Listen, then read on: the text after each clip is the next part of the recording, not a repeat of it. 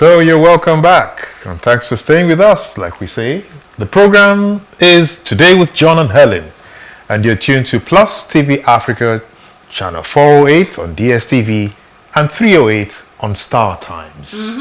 And our attention is drawn to the pathetic story of Timothy Oludari Adeleke, who left his family for exams in Ado-Ekiti, lodged in a hotel, declared missing, and days later discovered dead and buried in a shallow grave not too far away from the hotel.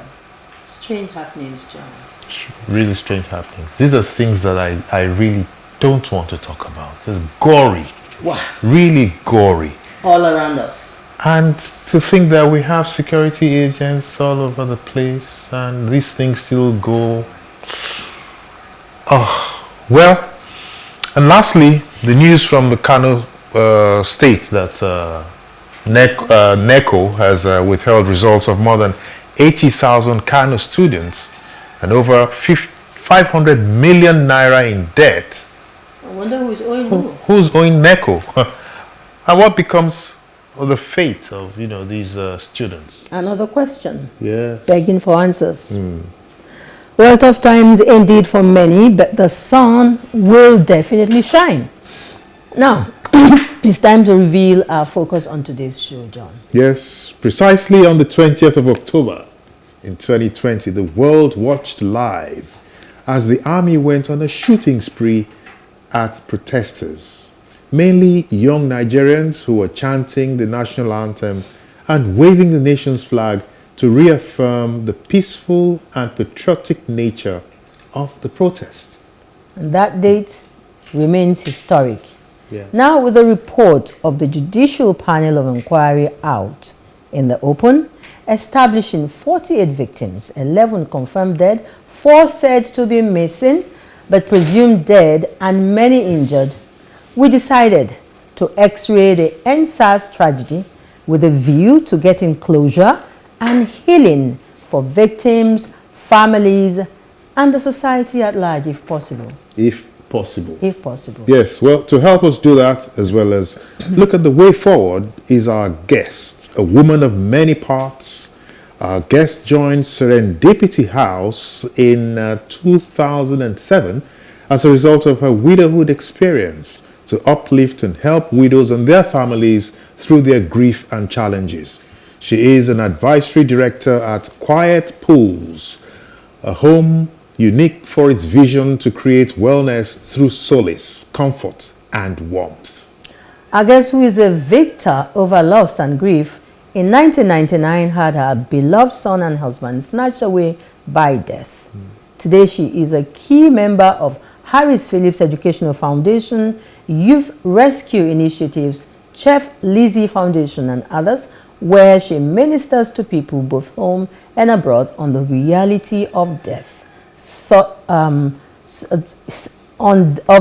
Reality of death, sorrow, and healing. Yes. Well, join us to welcome Oluyomi Adejimo, alias Lady T of Quiet Pools, Ikeja. You're welcome, madam. Thank you. Good morning, John. Good morning, Helen. Good morning. Thank you for having me on your show. Yes. Thank you so much for joining us on the program today. All right, the release of the report by the Judicial Panel of Inquiry and the restitution for victims of SARS-related abuses in Lagos State, otherwise known as SARS, NSAS, Yes. Has generated a lot of comments by observers. What do you think of it? We could just start that way. There has been a lot of emotions, from anger to sadness and grief. And how do victims' family process this, coming from where you have come? Oh, this is a very important topic to deal with, especially in the light of what happens in our society in general, the Nigerian nation. And in this respect of the SARS report that just came out on the 15th of November, I would first say a big kudos to Justice Doris Okuwobi, I think, yes, who did go ahead to do the right thing. It's not all the time we find this sort of reports coming out and then it's even dealt with at all. But they've done it and it's out. Yeah. So how do we process emotions like anger, sadness, grief, and sorrow in the light of moving on? Yeah.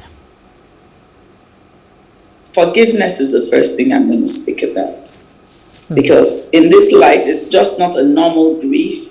You know, we have, like when people die, they die most of the time by accident, which in this case is the position. But a lot of times, again, people die from illnesses, disease. And we know we had a lot of that in 2020 with COVID. But forgiveness would be the first thing we could think and preach about. When you lose people that go out just for a peaceful demonstration and they find out their families find out they are no more. And from this perspective, I would say that it's not the natural way to die because it was unexpected, it was cold-blooded, and it was not even admitted when the EndSARS saga started. Yes. It was camouflage. That's the most painful thing to the bereaved and those who lost, precious souls.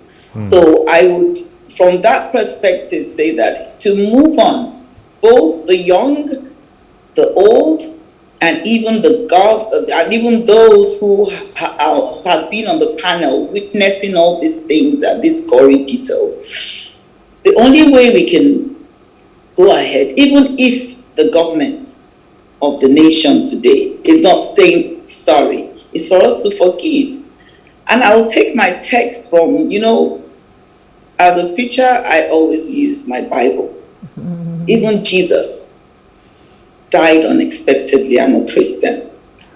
And he died for us to be saved. So if we say that we won't forgive these people who are perpetrators, you can't even begin to hold who are those who killed who. We all know from the stories that it was the army. Do we have the facts? Yes, some facts came up. But are we going to persecute the whole of the army or just pick those that were being able to be identified? Okay, we will come to the aspect of forgiveness. But, to better understand, the flow of this entire saga, for me, it looks like it's a matter that will drag for a long time. Definitely. Yeah. And do you think all sides will ever be satisfied with the recommendations of the panel? Because that's what we're taking off from now. All right. If you say all sides will ever be satisfied, I don't think that's a rational thing to say. Because if it was you in their position, would you ever be able to take a rational side? What I believe has to happen now, it's time to face the brutal facts. This panel has brought out the report. The government and all those who are involved with the EndSARS killings have to first make an apology. You can't move forward when you know that something happened and it's been buried. Sure. The first thing I think is apologies. Truth and righteousness, is a path I always want people to take in solutions to such issues like this. The objective of EndSARS was a very heroic one. And up till now, the government has not been able to stand up. They haven't even been able to do a memorial or anything for these people. So I would say the first thing for us to do is just for the government to take cognizance of this report, take it as true and right, and then begin to work with justice and equity. Yeah. Okay, so we are talking about healing. We're looking at moving forward. And the youth of this nation are very central to the NSAS saga, NSAS tragedy, call it whatever it is. What really are their expectations at this point in time with the new development?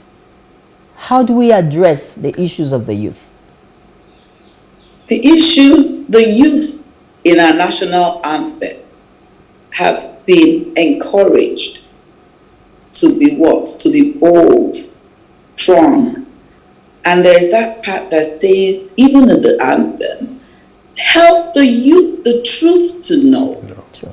They need to know the truth. It has been found out now.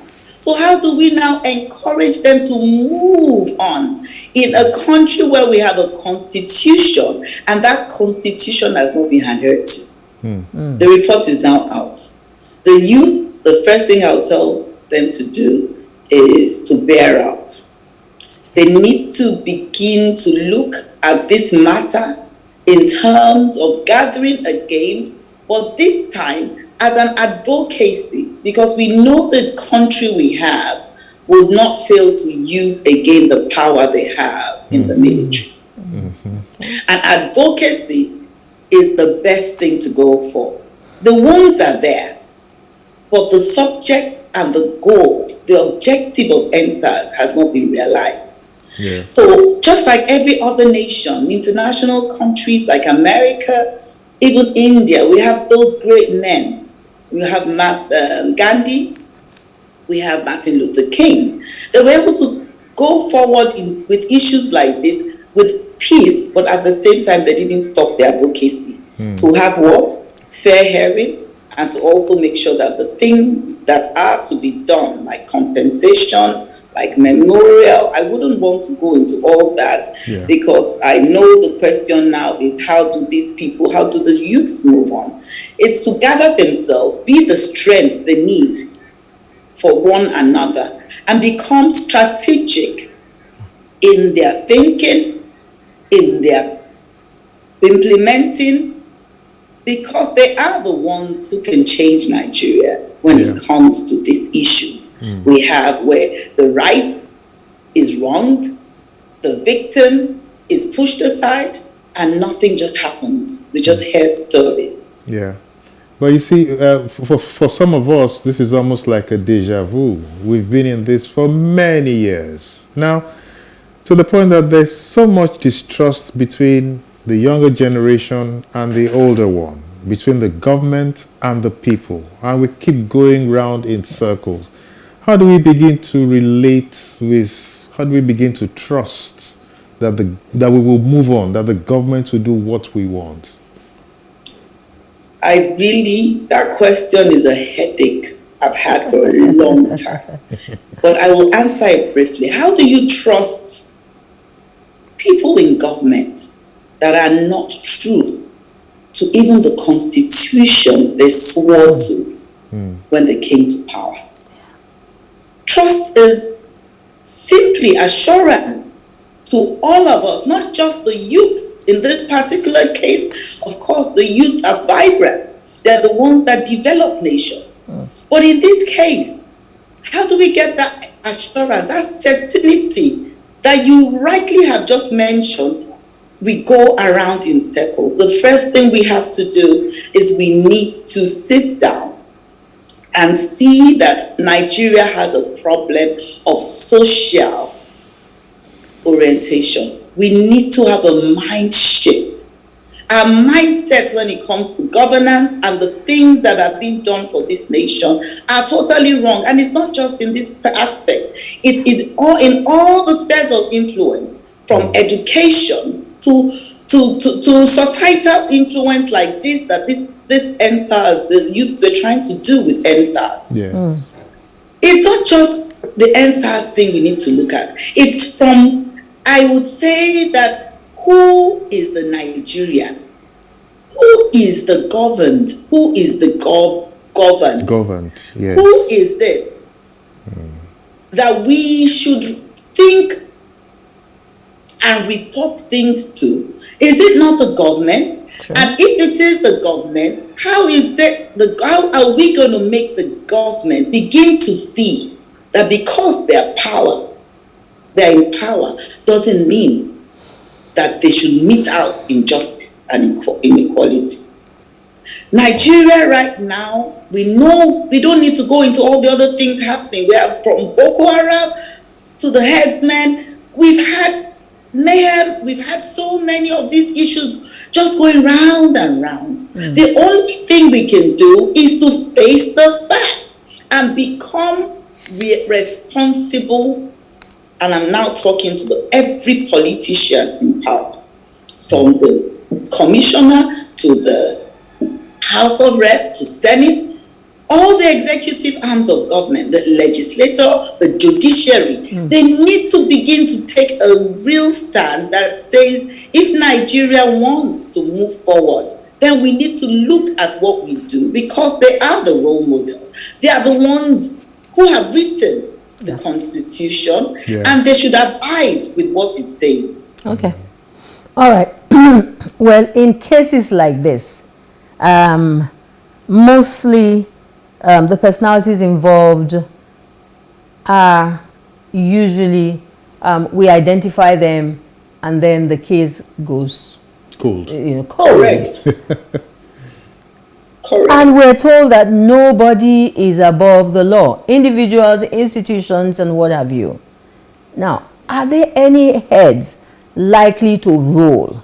Because if we have to heal, then some concrete actions have to be taken. In this country of ours, are there some big heads likely to roll in this matter? Helen, yes, you are asking that question, and you do know, I believe, the answer. That there are definitely big heads, but do they roll is the question. Yeah. I talk a lot on the elites and how we are the mess of this nation. What do I mean? Have you ever seen elites get in trouble? Because there's never any punitive measures that brings them out right in the open. When you hear they do something, it's always nipped and it is always buried.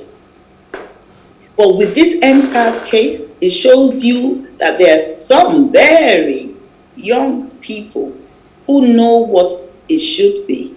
It is just, I would really be hoping that they have not stopped meeting, stopped thinking, and there must be an advocacy movement. If people have died with this good movement, then I expect that for the healing to really,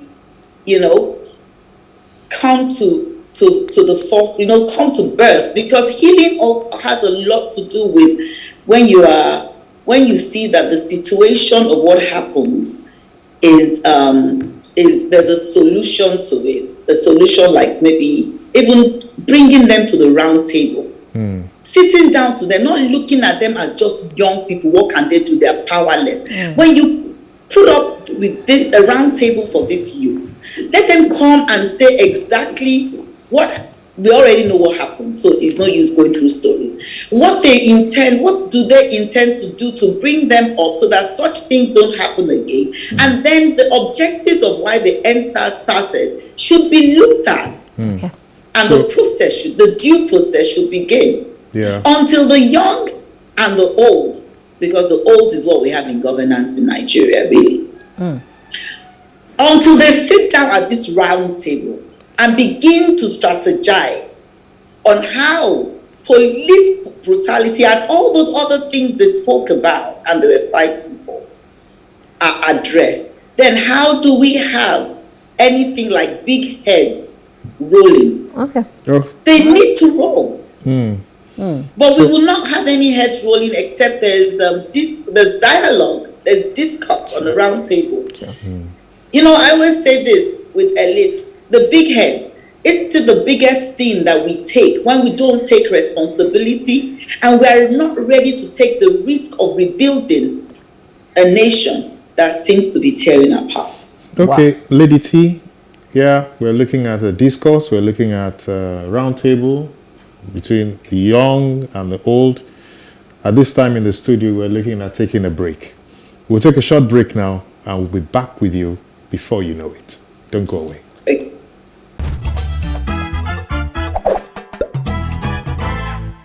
Okay, if you just tuned in, it's Plus TV is the station. The program is Today with John and Helen. And today we're looking at the aftermath of the protests at the Lekki toll gate, NSAS, against the background of the current findings, the report that has come forth. And our guest is still here. We've been talking about how do we heal, how do we begin to trust one another again, how do we get the younger ones to feel a part of building and rebuilding this society. Thank you once again for being there, madam. Yeah? All right, my first question on this segment is the process of grieving is very critical for many families. Now, it may be hard, especially with the release of this report.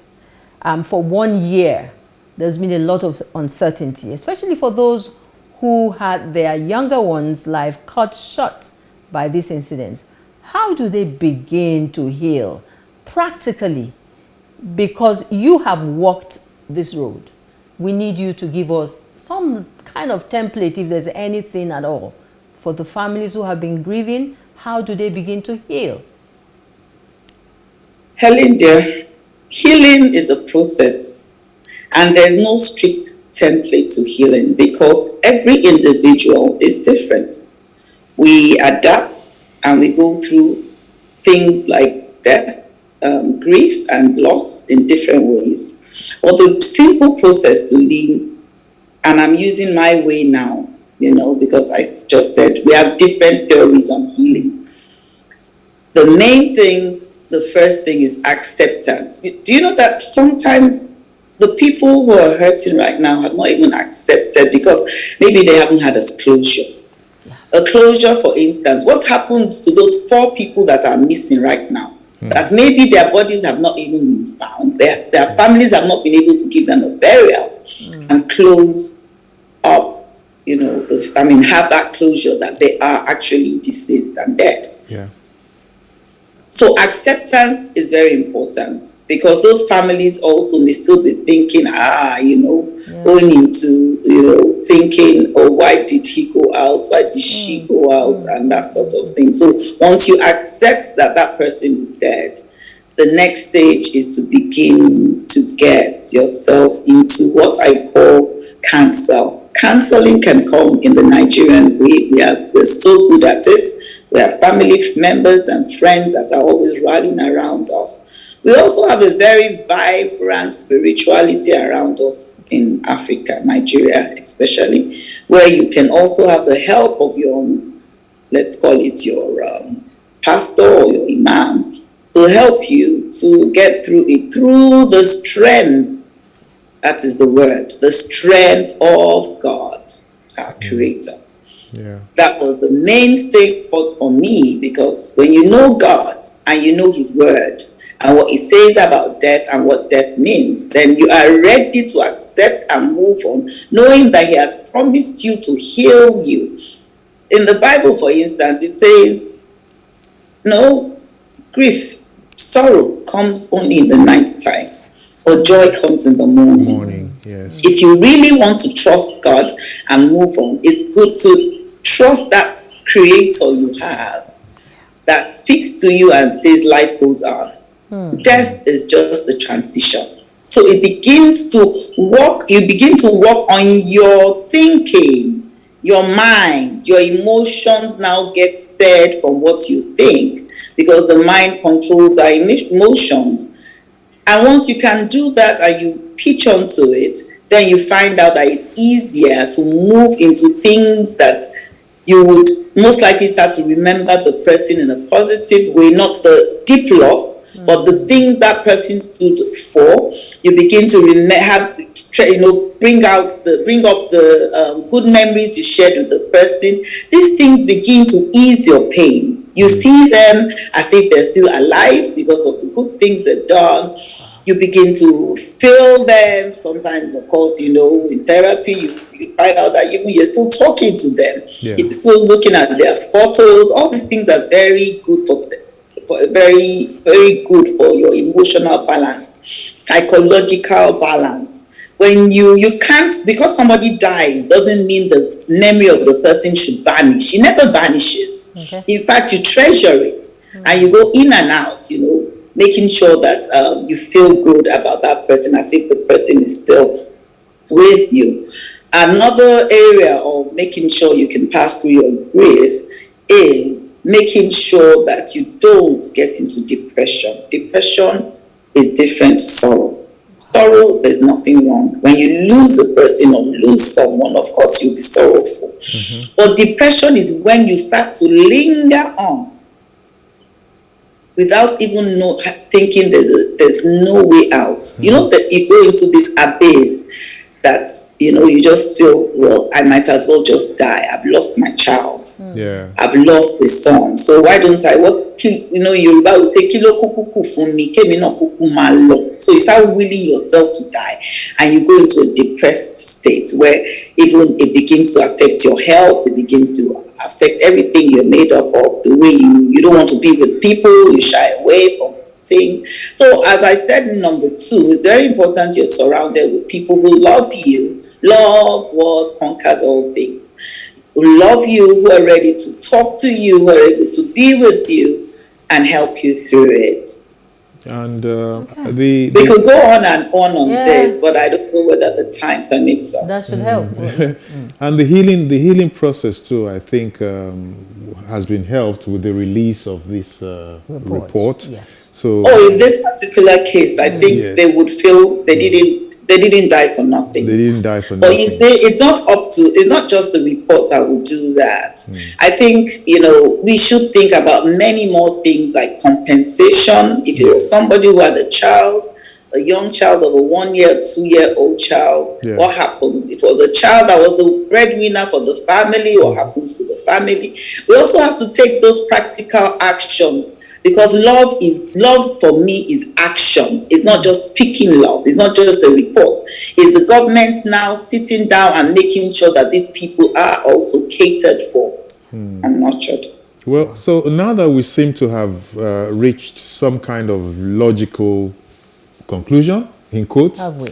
to what happened at the Lekki toll gate. Are you sure we have, John? Well, at least we are moving. We are hoping that we are moving towards in that direction. I prayed. Now not just hoping it. Yeah, the location itself. Could it ever be restored to serve the role that it was built for? They already started. John, I think I was in Lekki about 2 weeks ago, and I saw that the construction of the toll gates are already on. So in saying that, will it be done, or will it, I think it's going to be reconstructed and it's going to be used. The question we need to ask ourselves now is, even with that construction, why isn't it that before they started the reconstruction of the toll gate, why didn't they think of a memorial? A memorial, what I mean by a memorial, is something physical.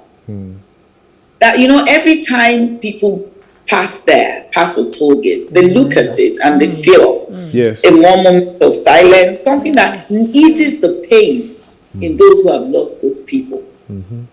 Because if I think that would have been a wise step. I don't know who's advising the organization or whoever the toll gate operators are.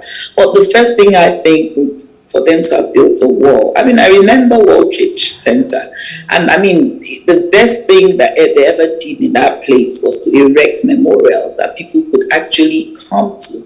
Because you remember, not somebody, we still have missing some people. Some people died. We don't even know whether their bodies were given back to their families. There's still so many questions around where the bodies released. So if there was a memorial there, maybe they could build something. As you said, is it going to be normal? It's not going to be normal until they do something to memorize, immortality. We're not immortal. Let's say we can't bring them back, but we can immortalize them. Okay, they couldn't. I think they couldn't have done that at the stage they started rebuilding the toll gate because the story was still unfolding. It still is. It's still unfolding, and government and the young ones and civil societies haven't come to that point where everybody agreed, yes, this happened. Several people died, and we have names, so that the names could be on this, memorials.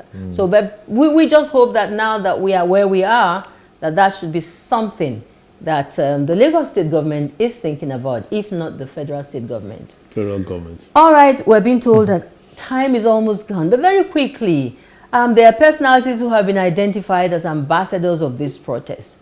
What is your counsel for them? Should they still go on with their lives now as normal? We know that a lot of young ones who spearheaded this and were visible, at some point were victimized, and some of them have gone into hiding. Now that we're here, should they just come out and live their normal lives now? They need to look, and wisdom, I think wisdom counts. They need to, I would say, do a survey of whether it's safe for them to start talking again.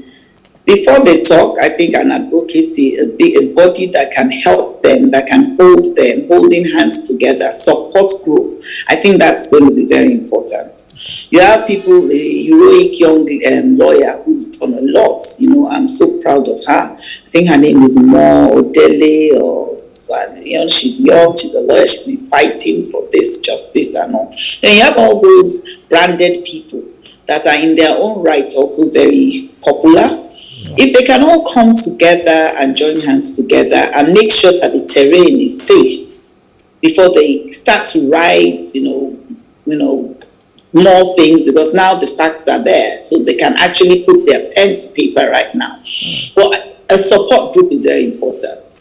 And then obviously they need to make sure that they are safe in terms of where they go to, and they shouldn't go all out and start to without taking recognizance of the country where everything is by brute force. They shouldn't just go out again and say they want to just go and it shouldn't be an attack thing. It should be something that they should do peacefully, but they shouldn't relent.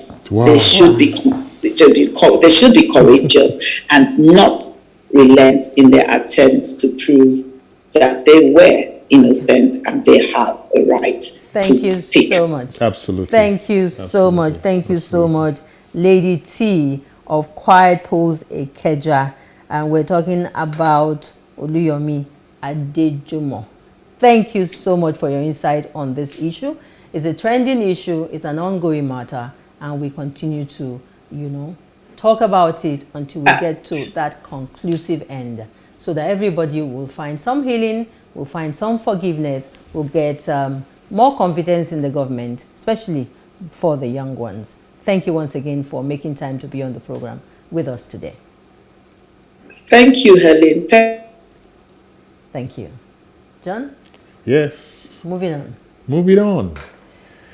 And moving on the program, of course, let's remind you, this is Today with John and Helen on DSTV 408 and Star Times 308. They say that the only culture that is permissible in democracy is one that respects the freedom and rights of the citizenry. And on that note, we'll jet out to the gym and catch up with the instructor. Let's heal the body to heal the mind.